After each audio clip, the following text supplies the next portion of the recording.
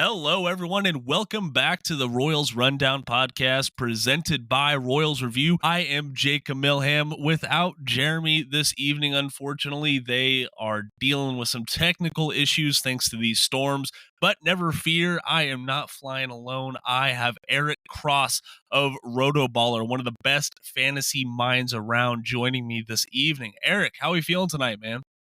I'm doing well, Jacob. Dealing with some storms up here myself. Luckily, we have not lost power up here in the great state of Maine, though. Might be coming. We got more snow coming in next few days, so been a rough end of the winter up here. But hey, we got baseball back. We got players in camp. College baseball is in full swing, so that helps get me through while the weather isn't so pleasant. That it does. I'm surviving on social media clips right now of sunny Arizona and Florida. But Eric, before we get too deep and start diving into Royal stuff here, for our listeners, can you tell them what you're all about, who you are?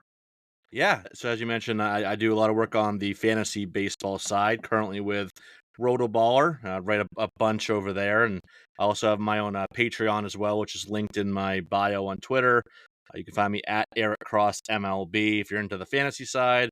I write about a lot of players and prospects, so if you just like hearing me or seeing people write about or talk about players, MLB prospects, whatever, I get a lot of that going on. I have two podcasts as well. One is fantasy baseball related, the Toolshed podcast with Chris Clegg, which we do 2 episodes a week there throughout the year.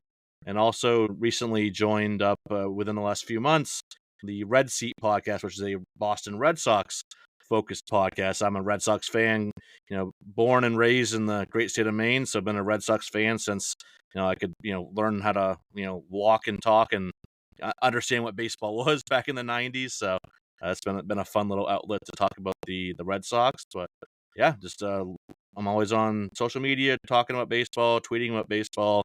It's baseball's always been my biggest passion. Excellent, excellent. Thank you, Eric. And for all the listeners out there, Eric's links to his work and where you can find him on social media are going to be down in the podcast description below. Because I mean, Eric, that Tool Shed podcast, if you are a fantasy baseball mind, that is one of the spots to go, in my opinion. You and Chris really have some good discourse when it comes to fantasy baseball, and both y'all are amongst some of the hardest workers in the sphere. So I'd greatly appreciate you joining me this evening. Yeah, thanks for the kind words. We've been loving doing that podcast for the last 4.5 years now. Ooh, Started man. start started it back October of 2020 because who didn't start a podcast back in 2020? But I started two podcasts that year. Yeah, it's been fun. Chris is phenomenal. He's become one of my closest friends.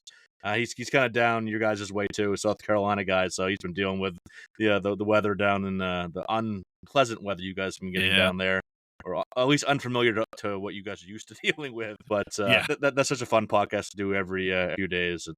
Excellent. That's how I feel about this with Jeremy. It is as much as a drag as podcasting can be sometimes. Like I always come out of it feeling better and having a better day for doing it. But all right, let's go ahead and pivot back to the Royals because Royals were amongst some of the later teams in having the pitchers and catchers report. Tomorrow on Monday is the first full team official workout. So we got that. Looking forward to that. I want to talk about fantasy baseball right now because this is a trap that I fell into when I tried to get into fantasy baseball. I was looking at like available players or who do I want to trade for? Who do I want to trade away? Stuff like that. It's like, wow, why are these stars, these real notable names, available in the free agency pool or on the waiver wire? Or why are you willing to get rid of them so quickly? And it's because fantasy and real life baseball, they don't transfer 1-to-1, and it's a common mistake people make. Um, do you before we get into Royal specific stuff, do you have any like just general 10,000-foot advice for folks trying to get into fantasy baseball? Yeah, no, it's you brought up a good point that it doesn't always correlate 1-to-1, the real life world and the fantasy world. And there's always that saying on a fantasy side, which is not a great one, but it's the better in real life than fantasy.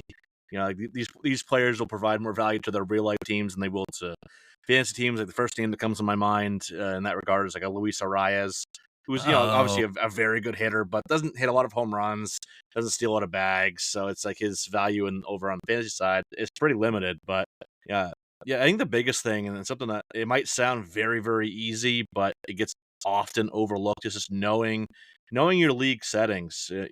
Before every draft, whether it's a redraft league or a dynasty league, just knowing like, all right, what are the categories, what are the certain quirks of the league, stuff like that, different settings, just so you know, like, all right, like for instance, like between an average, league that has batting average or a league that has OBP, you'll see someone like like a Kyle Schwarber has a lot more value in OBP formats than average formats because he walks a ton. Even the average usually is on the lower end. So yeah, just knowing your league settings, like digging into those, seeing what the categories are, any different quirks of the league, and just so you know, like, all right, I got to bump these players up or these players down. Again, it sounds very simple, but I've seen so many people like in drafts where we'll be in like the later rounds, and they'll be like, "Oh crap, this is a two catcher league, not a one catcher league." Oh Like, no. yeah, if you actually looked at the settings, you would have known that. Just simple things like that can go a long way in having success. Okay, all right. I appreciate that, Eric.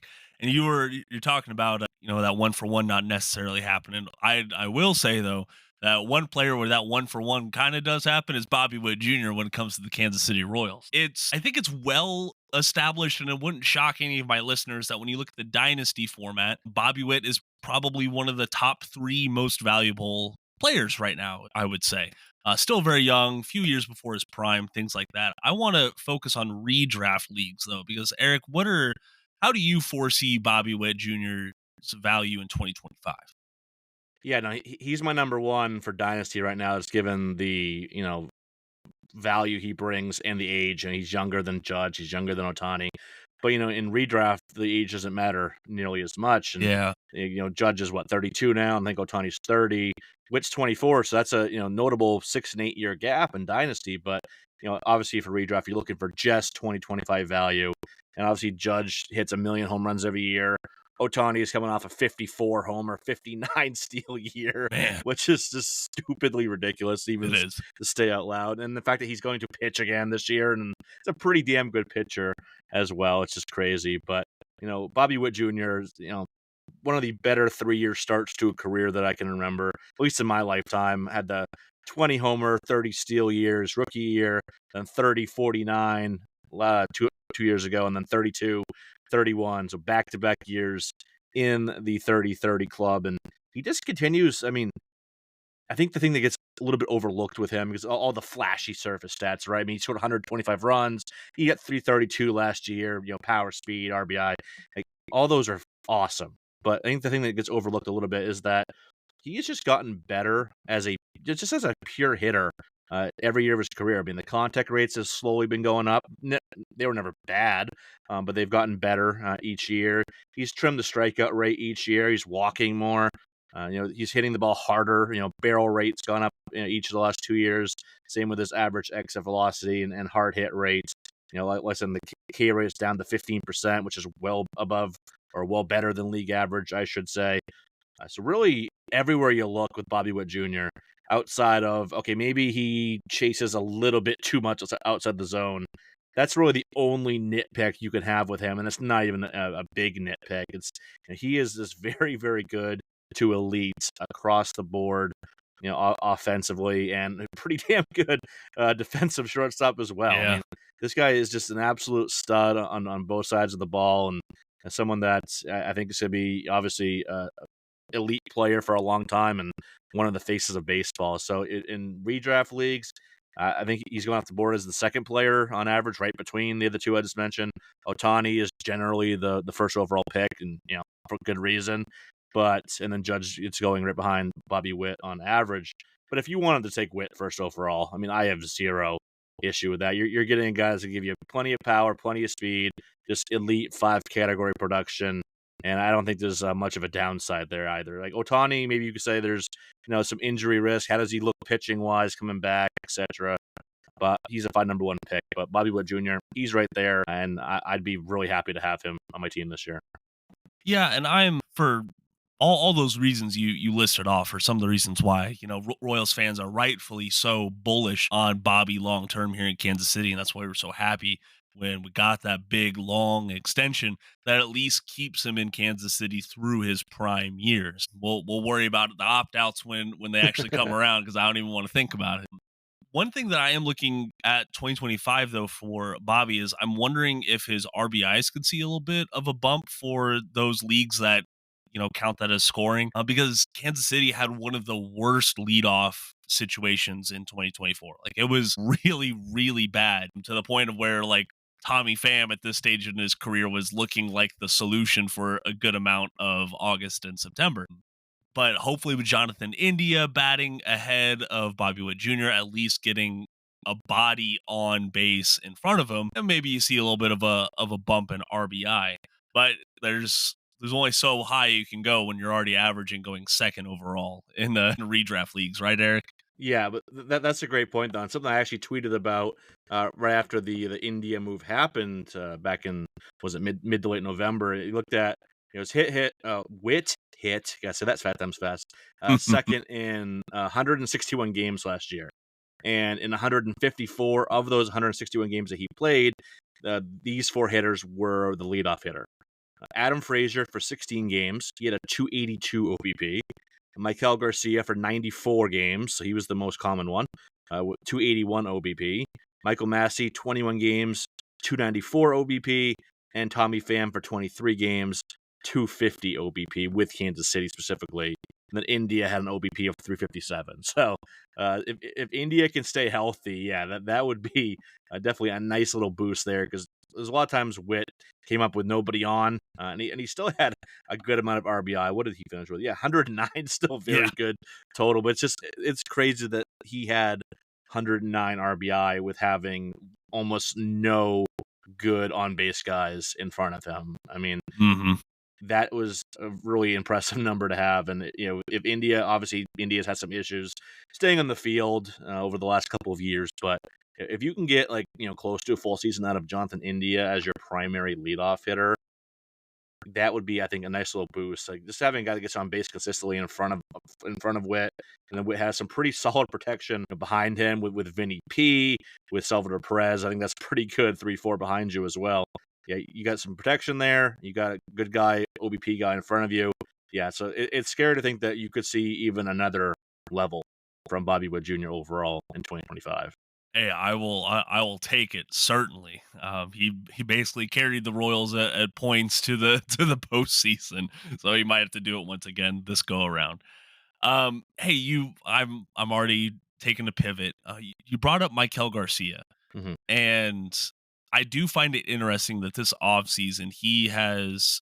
I don't think he's like a popular sleeper or sexy buy low pick right now, but I know a lot of people are pointing to his batted ball numbers and saying, hey, maybe he was a little unlucky. These are a lot of the things that he did right, and those things usually transition to production. We just didn't see that much in 2024. Is he a guy you're interested in like stashing on the bench and just seeing what happens? Yeah, no, he's definitely a guy that I still have at least a little bit of interest in. He kind of reminds me a little bit, not like the same profile, but just in the overall sense that the underlying metrics not meeting the surface stats, similar to like Brian Hayes with the Pittsburgh Pirates. He's always had pretty solid contact and power and approach metrics, but it just hasn't quite all been put together on the surface. And that's kind of the same thing with Maikel Garcia. He's stolen bags. He's got 60 combined steals the last 2 years and 37 last year, which is nice. But the average OBP, the slug, all went down considerably last year. But as you mentioned, there's still some good metrics under the hood here.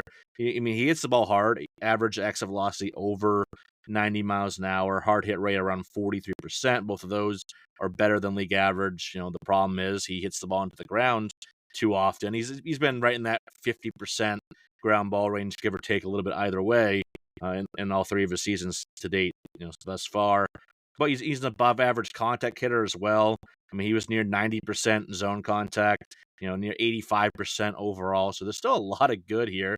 He's a little aggressive, doesn't walk a ton, and hits the ball into the ground too much. So, if he can start hitting the ball in the air more consistently, which is easier said than done, that requires maybe a little bit of a swing change. It's not really the easiest, as easy as some people make it out to be. But if he can, maybe start getting up to like 14, 15 home runs to go with that speed. I do think the batting average bounces back to some degree. 260-ish average. He's probably always going to be a lower OBP guy. You probably always see him more down like that 7 spot in the lineup or something like that. But there definitely is some intrigue here with Maikel Garcia. A lot of metrics that point to better numbers in 2025 than 2024. So, yeah, later rounds of your draft, I definitely would give him a look. Yeah. Okay. All right. I like it. I like it. Hey, and speaking of swing changes, listeners out there, make sure you go check out royalsreview.com. I cannot remember if it's Matt or Max, but I know someone is breaking down MJ Melendez's swing changes. We did a side-by-side comparison earlier this offseason, but now that we're seeing it in spring against, actual Royals pitchers, there's a little bit more substance there. So go check out royalsreview.com for those changes. Eric, before we move on to some of everyone loves prospects, everyone loves dynasty finds. Before we move on to that, I do want to talk about the pitching situation in Kansas City, because those players I was talking about that don't really translate well to fantasy are guys like Seth Lugo. He finished really high up in the Cy Young voting and a great valuable player to the Royals. Not really that valuable when it comes to fantasy. Just from a 10,000-foot level, how are you feeling about the Royals pitching staff from a fantasy outlook? Are you tepid? Are you passing? What you doing? So first and foremost, I am a very big Cole Ragans guy. You always kind of knew, like, when he was back with Texas. I mean, there's always that breakout appeal there. Just never came to fruition with Texas. Sometimes these players just need a change of scenery, and getting him over into Kansas City, we've seen him just flourish as a starter, basically right from the get go. His first start as a Royal back in, was it August of 23, I believe it was. I mean, he's been one of the, I'd say, 10 or 15 best starting pitchers in baseball. And he's being drafted as such this year in fantasy because he's a guy that can provide the good ratios. He can strike batters out. I mean, I have him in several leagues already. I mean, I am a very big Cole Ragans guy, but everyone is. That's why he's being taken as, right around the back end of the top 50 overall in drafts right now. So everybody's high on Ragans. But yeah, after him, there's a bit of a drop off in terms of like perceived value and how highly people are ranking these guys. But what I've always said is, sexy doesn't always win championships for fantasy. I mean, it's always great to have the high upside guys, the buzzy guys, the fun guys, but you need to kind of mix in these quote unquote boring guys to have success. And on the pitching side, two guys that definitely fit that mold that are valuable fantasy players, but just don't get as much love because they're not the sexy picks, are Seth Lugo and Maikel Garcia. I mean, you look at Maikel Garcia, the last 3 years, he has been incredibly consistent. I mean, his ERA has been 3.32, 3.22, and 3.35 the last 3 seasons. He misses a little bit of time every year, but he's been making 23 plus starts each of the last 3 years. Keeps the whip in check as well, and provides around a league average strikeout rate. It's not sexy, but it gets the job done. And same with Seth Lugo. Lugo was one of, I think it was just 4 pitchers to hit the 200 inning mark, which is becoming a mark that barely any pitcher hits these days. So yeah, he's 35. So, he's getting, he's closer to 40 than 30, which, people kind of, it gets turned off from a guy like Lugo. But, giving you the elite volume while also having ERA he was 3 on the dot last year, 3.57 and 3.60 before that. But the last 2 years, he's made 59 combined starts, 353 combined innings, 322 combined strikeouts. So yeah, these guys are like, all right, you want to have the high upside guys; they absolutely help you. But you mix in, these are like I call it the meat and potatoes. So kind of like the sexy guys are the meat, right? Like the Bobby Witt Juniors of the world, obviously, or the Cole Ragans. But the potatoes, which are also a vital part of that dish, are the Seth Lugos, the Maikel Garcias, etc. So yeah, I definitely like scooping up these guys. Throughout my draft here and there, just to provide some stability to both my offense and my pitching staff. So yeah, they definitely still can provide value, even if they're not the buzziest of picks. Okay. Now I just finished up my dynasty draft. I took over a new team. Once I got all my stuff settled, they went ahead and scheduled the draft, stuff like that. I was surprised to see this is a 12 team league.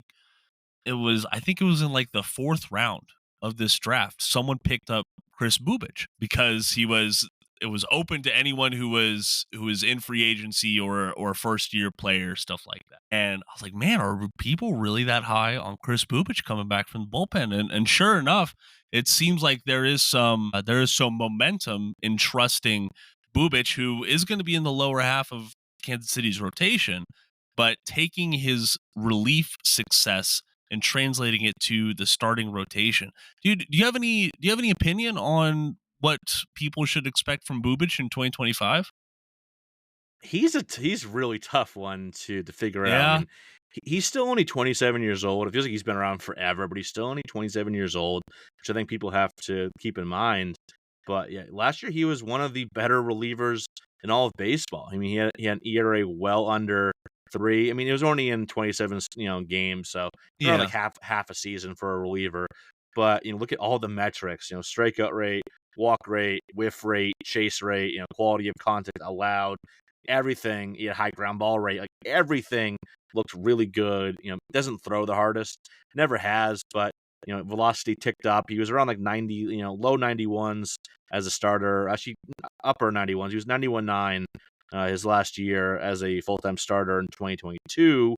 Then he only made 3 starts in 2023, so I kind of like throw that out the window. But last year as a reliever was at 93 average on his four seamer.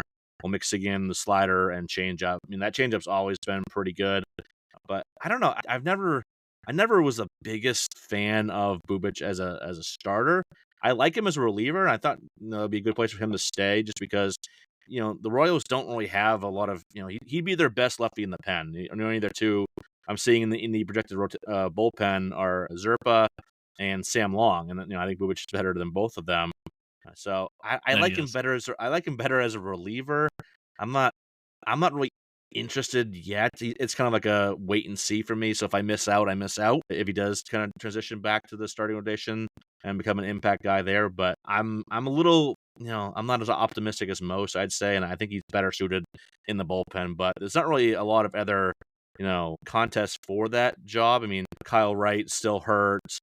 Got a couple guys in the upper minors that might factor in at some point, but none that are opening day ready. So he's gonna get some run, I think, and we'll see. But yeah, I do like him. I think he's better suited for the bullpen long term than the starter, personally.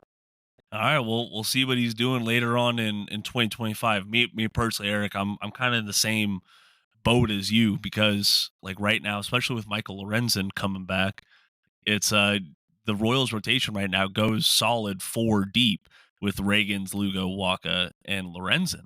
And I just, man, seeing him come out of the bullpen, like it was a very safe feeling, which that's not something Royals fans are used to in the bullpen, is being able to trust that the guy's going to come in, get the 3 outs that we need, and keep it moving on to the next guy. So I'm hopefully he finds success in the rotation. I just wouldn't be upset if he ends up back in the bullpen and has similar value there.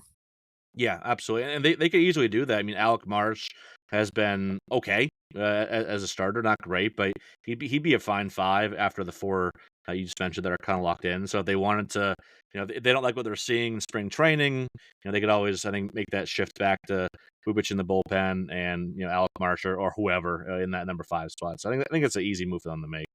I like it. I like it. All right, now for the time that everyone's been waiting for, because I don't know about you, Eric. I've really fallen in love with Dynasty Baseball. It is so much easier to invest time and energy in when you know that what you are putting together is going to last beyond the season as it is right now. And one guy that I just did my top 20 first baseman dynasty prospects for a pitcher list, and it came out to like where my math was coming out. Jack Caglione was sitting down there at number 20. The projections don't love him. I blame that on kind of a so-so professional debut, but then that Arizona Fall League really showed fans what he can do. How are you feeling about Caglione? Because this is another guy that it is really boom or bust, it feels like. Yeah, no, he definitely has a boomer bust profile, but I definitely like Jack Caglione a lot. I mean, the power, as you mentioned, is massive. I think he had a 2-homer game out in the Arizona Fall League, which I unfortunately was not at. I was out there at that time, but at a different game, which sucked. To miss that game, but I think the 2 home runs combined, I think it was like 900 and something feet. It was like 462 and then 471 or something Oof, like that. It man. was just ridiculous. Yeah, like 930 something feet combined. Absolutely massive home runs, and that's the power that he's always shown. His days at University of Florida, the massive raw power has always been his calling card. And I think and I was even guilty of this as well. I think people thought the hit tool is not gonna be as good as it could be. Contact skills are actually pretty decent, both overall and in zone, but he chases a little bit too much, so that might lead to a bit of a higher strikeout rate. But I don't think we're looking at like a Joey Gallo situation or anything like that when he's a hit like 210. I think he'll hit 250 to 260, and maybe the key rate's around 30%, maybe a little bit higher. If he doesn't improve on his chasing outside the zone. But, if it's 250, 260, that could come with 30, 35, even 40 home runs. Like, that's the potential we're looking at here with Jack Caglione. So, yeah, I have him as one of the best first base prospects in the game. I mean, I think you can make a case as high as, like, number 3. I think, Nick Kurtz, another guy from this past draft class, I have ahead of him, and Bryce Eldridge from the Giants. And, if you consider Samuel Basallo first baseman, which he could be, so he factors into that as well. But I like Jack a good bit here, and as long as he doesn't get too chase heavy outside the zone, I think there's a really good middle of the order bat here. I mean, just imagine, it probably won't be this year, but maybe like middle of 2026, which is weird to say, but Yeah. like May, June. I mean, he could debut this year. I wouldn't be surprised, but I think more conservative would say early part of 2026, adding him in as make the 5 hitter behind Witt, Vinny P, and Salvador Perez. That would be really exciting to get that other big left-handed bat in there. It's making that top half of the lineup even more scary for the Royals. So yeah, I definitely like Jack a good lot going forward. I like it. I like it. Yeah, there's no denying Kurtz's pure hit tool right now. That's just going to take him right to the show. I did enjoy looking at the parallels between Caglione and Eldridge, especially with their previous two-way player profile. It really seemed like Eldridge took that next step forward once he focused on hitting, once he was a full-time position player. And I think the same could be said for Caglione. This is going to be the first season in God knows how long that he's just going to be a first baseman, So hopefully that spells success for him. We'll see. Yeah, I mean, and I think that part gets not thought of as much as it probably should have. Just like the preparation side, which we know, like I even like I played baseball up and through high school, and even at that level, like just like the getting ready for games, and then obviously it gets amplified in college and the minor leagues to levels that I'll never understand. But just knowing the preparation that goes into getting ready for a game, and just like the mindset where, all right, now if I'm Jack Caglione, I don't have to worry about how's how's my arm slot looking in pitching, and how's my feel on my slider. I used to focus on, all right, the hitting side of things. So yeah, I think that you mentioned Bryce Eldridge took off. Now he's one of the top 20, 25 prospects in the game for most people, and usually the number 1 first base prospect, or at least number 2 with Nick Kurtz up there too. So yeah, I think that's definitely something that doesn't get thought about as much as it probably should have. So I wouldn't be surprised if you saw just a massive, like, 30 plus homer year from Jack in the minors this year. That I don't think that should shock anybody. Hey, I will absolutely take that, and thankfully, Royals fans are going to get a decent look at him in spring training. He is a non-roster invitee. The Royals have a lot of prospect power up there this year in him, Carter Jensen, Ben Kudrna. I think like 6 of their top 7 prospects, according to MLB.com, are in camp with them right now. So it is a good spot to be. I just wish we could actually watch some more games. Eric, are you what's the Boston broadcast situation look like? Are y'all getting a lot of spring training games on TV, or is it just all audio?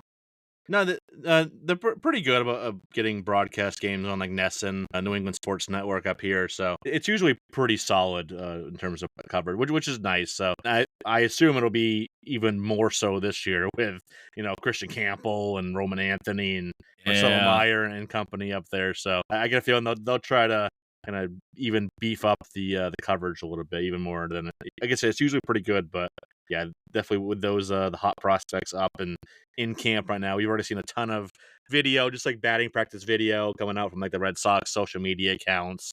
Just like, oh, here's Roman Anthony taking batting practice, or here's Christian Campbell taking ground balls at second base. So you've already seen a lot of that, which I love to see. It's great Yes. that they do that. Yeah, luckily they've done a pretty good job of that up here. Going to your Boston roots again. So you can tell me if I'm wrong here. I have Tristan Casas sitting at number 4 in my first base dynasty rankings. Am I a little too bullish on him after the lost 2024 season? Nope, not at all. I love Tristan Casas. I was one where all those trade rumors surrounding him earlier in the offseason, to Seattle or San Diego, a few other, rumors that were floating around. I was like, all right, unless we get, if we got like a Bryce Miller from Seattle, I'd feel better about it. But, I have loved Casas since we drafted him. I mean, it's not very often in the, at least in the Major League Baseball side of things, where you're watching the draft and your team picks exactly the guy you want. I was sitting there, it was coming up on our pick. We picked 26 that year, if I recall. And I was like, oh, I want Tristan Casas. And we got him. I saw him a lot when he was here in AA, Portland Sea Dogs here in Maine. I saw him a lot. And, his numbers were never gaudy in the minor leagues. But I remember seeing an interview with him. I think it was when he was in AAA, I want to say, where I think someone asked him, like, hey, you haven't hit like a ton of home runs. So, given the power you have, he's like, that's not what I'm trying to do right now. He's like, I'm trying to, work on, the other aspects of hitting, working the count, going the other way, just all the little things. And I was like, I love that. The fact that he knows that he has the power and can turn it on whenever he wants to. Just the fact that he was trying to get better in other aspects outside of the power. And we saw that the second half of 2023, he was, one of the best hitters in baseball. I think he was 5th in both WRC plus and WOBA. And the 4 ahead of him, if I recall correctly, were Otani, Mookie Betts, Matt Olson, and Ronald Acuna Jr. So he was in some pretty elite company. And yeah, last year, he was hitting well until the rib injury totally derailed his season. But yeah, I think he's still going to be a middle of the order beast for years to come. Yes, I like Casas a lot. Excellent.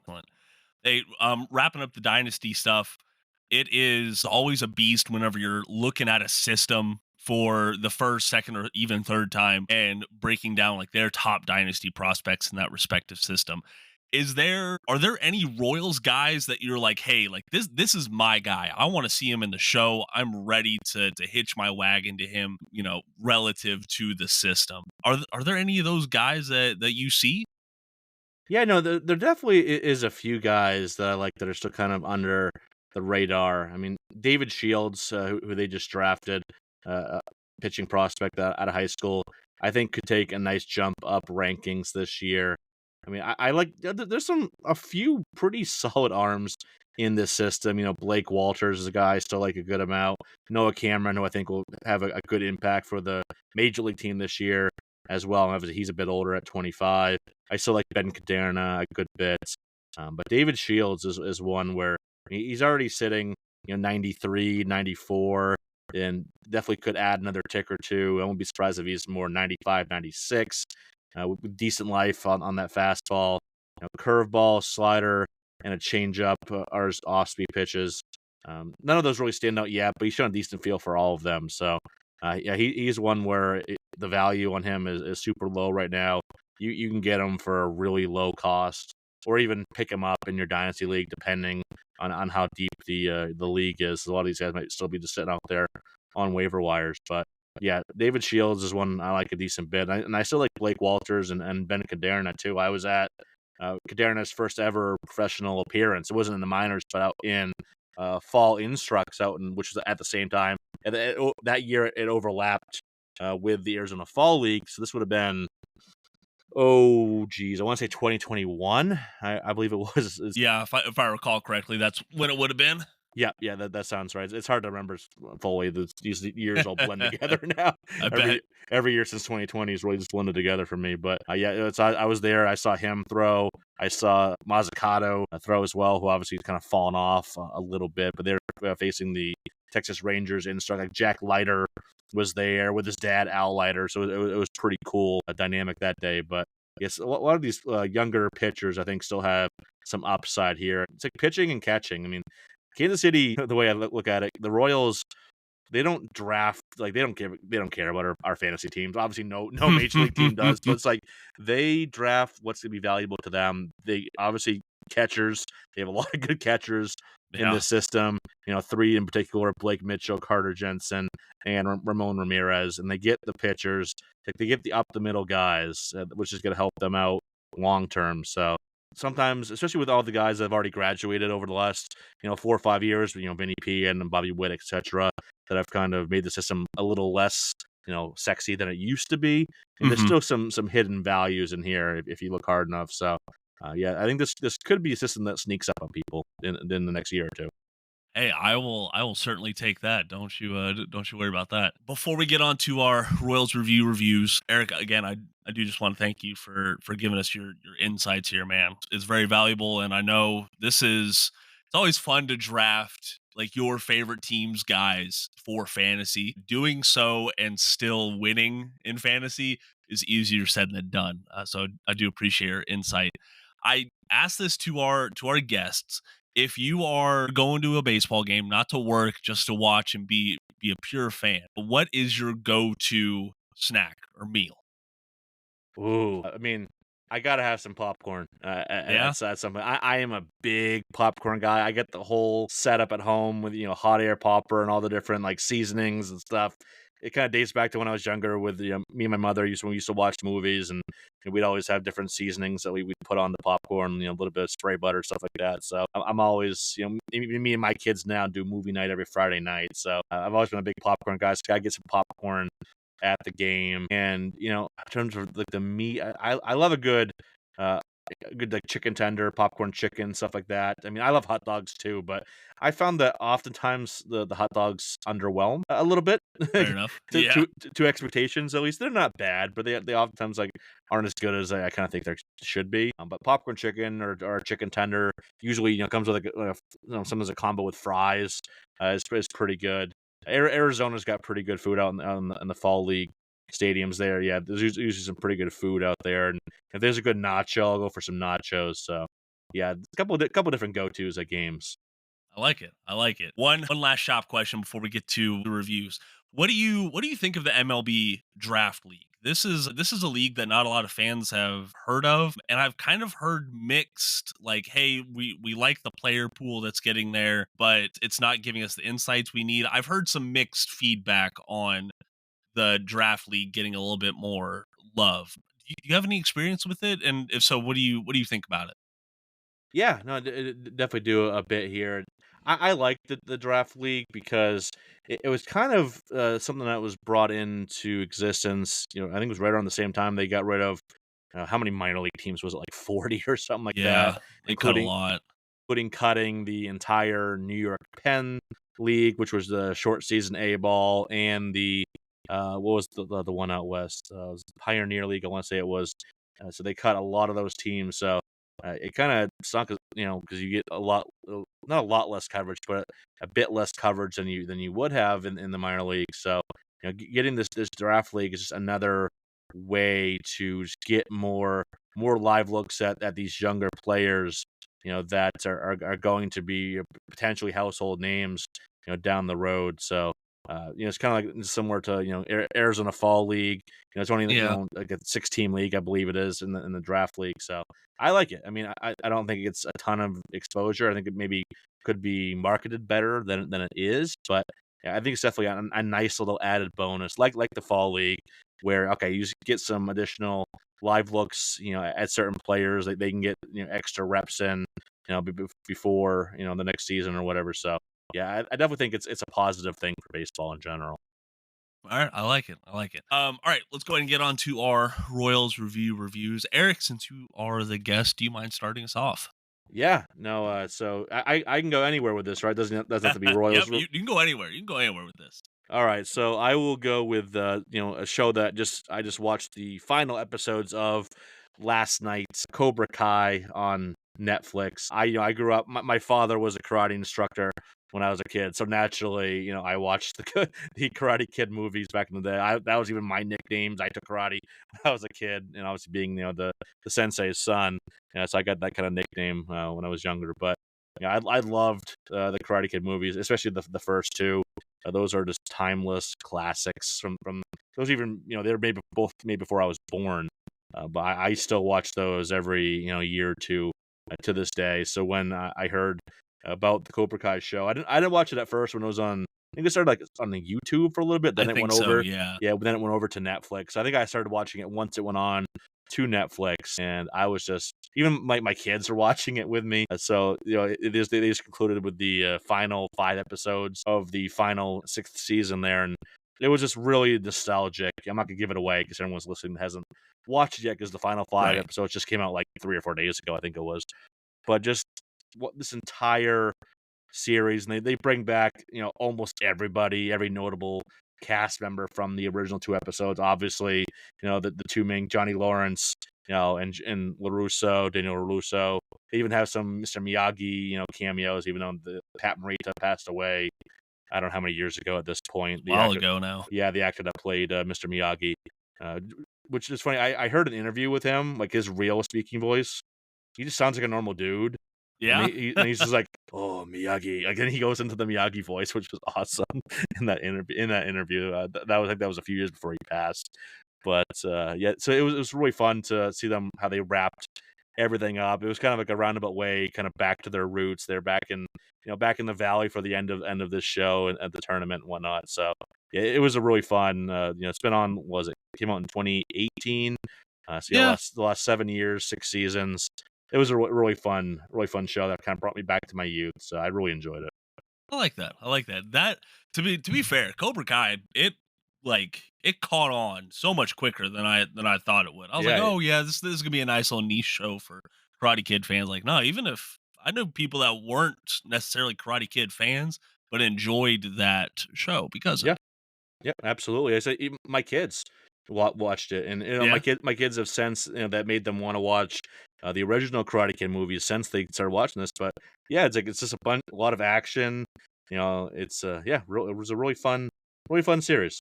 Okay, I like it. Are you showing them the Jaden Smith Karate Kid? Are you looping that into the franchise? Or are you kind of cutting that one out?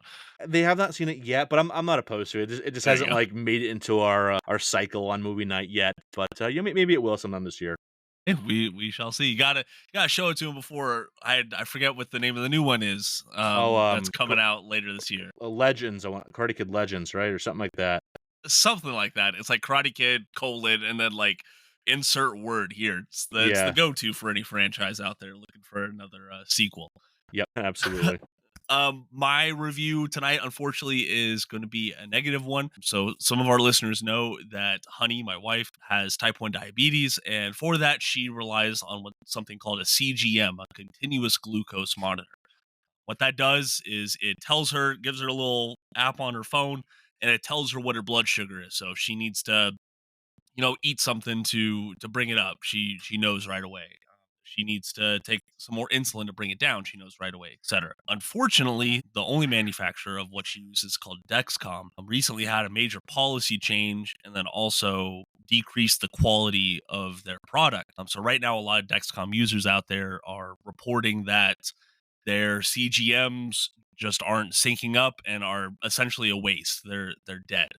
But Dexcom is saying they'll only provide three, what is it, like goodwill replacements every single year. And like because of this issue, Honey went through three in the past like 2 weeks. Like Oh, it's a major thing that's affecting a lot of real life people.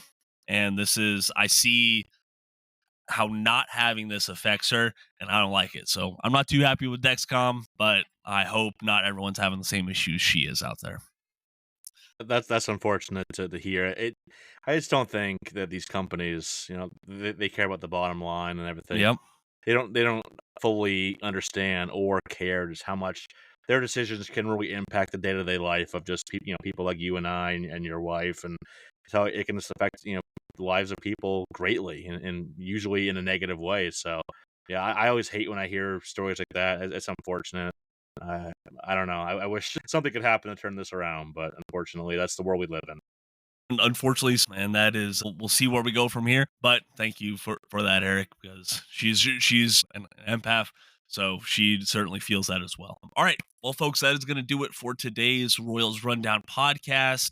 I thank you for listening with us. Make sure you go check out royalsreview.com for everything you need to know to be an informed Royals fan, whether it be minor league, major league, stadium updates, the Royals rumblings every single morning. Just a great way to set a good foundation for Royals fandom. Eric, thank you once again for being here.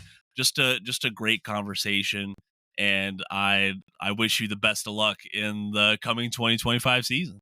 Yeah, Jacob, thanks for having me. This was a lot of fun. I love talking baseball, no matter what the topic or the team is. It could be the Royals, it could be prospects, it can be whatever. I just love talking baseball. So thanks for having me on. This was a lot of fun. Excellent, excellent. If you want to go listen to Eric's other podcasts or read his work, those will be linked down in the podcast description below. If you want to follow along with Jeremy and I on social media, those will also be linked down there. But from everyone at the team, I am Jacob Milham. Thank you so much for joining us. And until next time, go Royals.